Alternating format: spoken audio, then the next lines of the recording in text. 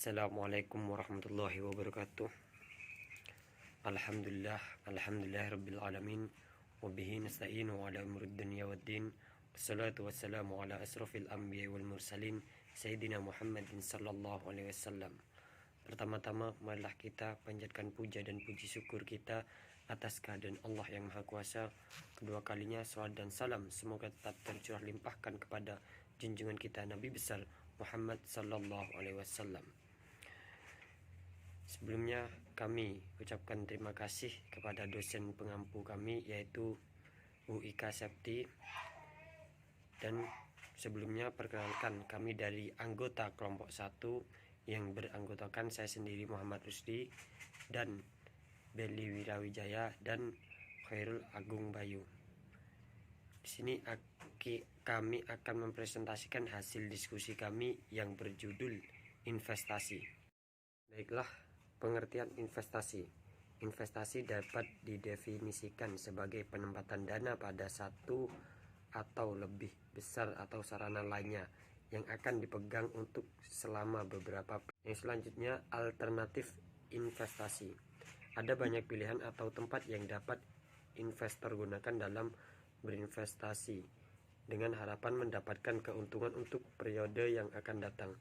Investasi dapat berupa kas, deposito, membeli tanah atau bangunan, maupun membeli surat berharga seperti saham, reksadana, dan lain-lain. Berdasarkan jenisnya, investasi terbagi menjadi dua, yaitu investasi berwujud atau real dan investasi tidak berwujud atau non-real. Selanjutnya akan dilaksanakan oleh teman saya. Waktu dan tempat saya persilahkan. Baik, saya akan melanjutkan presentasi dari Mas Rusli. Terima kasih Mas Rusli.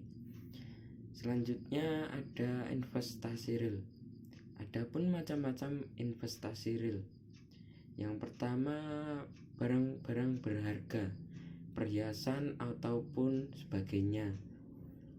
Yang kedua, gedung. Yang ketiga, barang antik. Yang keempat, mungkin kendaraan bisa. Selanjutnya adapun investasi non-real. Macam-macam investasi non-real.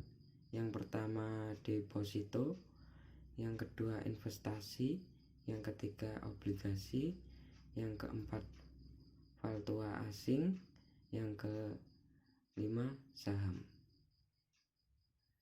Selanjutnya tipe-tipe keuangan. Dalam bidang keuangan, investasi dibagi menjadi dua, yaitu investasi langsung atau direct investing dan investasi tidak langsung atau indirect investing. Investasi langsung merupakan pembelian maupun penjualan aktif secara langsung dan suatu perusahaan. Sedangkan investasi tidak langsung, indirect investasi, adalah investasi yang dilakukan dengan membeli atau menjual aktif melalui perusahaan investasi.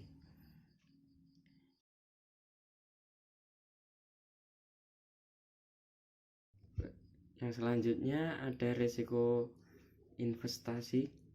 Kerugian kesempatan yang disebabkan inflasi karena bersikap terlalu konservatif dan tidak mengalokasikan dananya di beberapa jenis aset, diibaratkan seperti menginvestasi semua telur dalam suatu keranjang tanpa diverifikasi.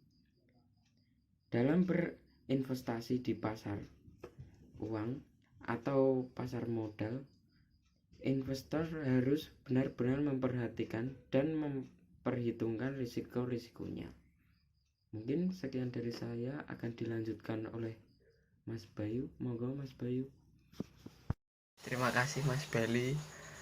Yang selanjutnya yaitu resiko sistematik. Resiko sistematik di sini adalah resiko yang tidak dapat diverifikasi dan dipengaruhi oleh perusahaan sosial, ekonomi maupun politik secara keseluruhannya. Resiko sistematik di sini dibagi menjadi 4 bagian. Bagian yang pertama yaitu resiko pasar, yang kedua resiko suku bunga, yang ketiga resiko inflasi, dan yang terakhir resiko mata uang. Yang selanjutnya yaitu resiko non-sistematik. Resiko non-sistematik adalah resiko yang bukan disebabkan oleh pasar secara keseluruhan, melainkan oleh satu perusahaan seperti kemampuan manajemen dalam memimpin perusahaannya, mogok tenaga kerja di perusahaan, ataupun penjualan yang menurun. Di sini resiko non-sistematik juga dibagi menjadi 4 bagian.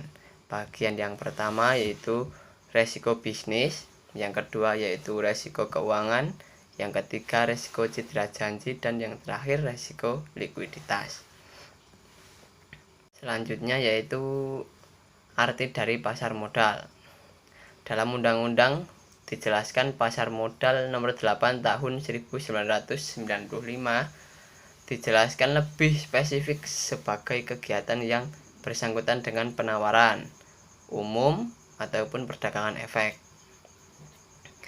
Perusahaan publik yang berkaitan dengan efek yang diterbitkannya serta lembaga dan profesi yang berkaitan dengan efek.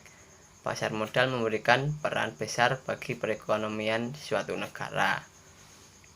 Yang terakhir yaitu manfaat dari pasar modal. Manfaat dari pasar modal sendiri di sini ada banyak, salah satunya menyediakan sumber pembiayaan dalam jangka panjang bagi dunia usaha sekaligus memungkinkan alokasi dana secara optimal, memberikan wahana investasi yang beragam bagi investor sehingga memungkinkan untuk melakukan diversifikasi, menyediakan leading indikator bagi perkembangan perekonomian suatu negara, dan menyebarkan kepemilikan perusahaan sampai lapisan masyarakat bawah hingga menengah. Mungkin cukup sekian dari kelompok kami. Apabila banyak salah mohon dimaafkan. Semoga video ini bisa bermanfaat untuk kita semua. Wassalamualaikum warahmatullahi wabarakatuh.